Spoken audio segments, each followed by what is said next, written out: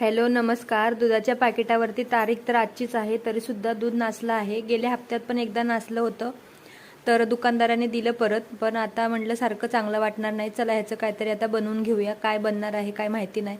तर त्याचं पाणी काढून घेतलं असं आणि इकडं परत सुकवायला ठेवलं पाणी. एकदम सुकं सुकं पनीर पण होऊ शकलं असतं, पण एवढंसं किती होणार ना पनीर. तर म्हटलं चला आता जे बनेल ते बनेल. छान सुकं सुकं करून घेतलं. नंतर कढईत अर्धा चमचा तूप घालून गव्हाचं पीठ घालून घेतलं आहे, अर्धी वाटी.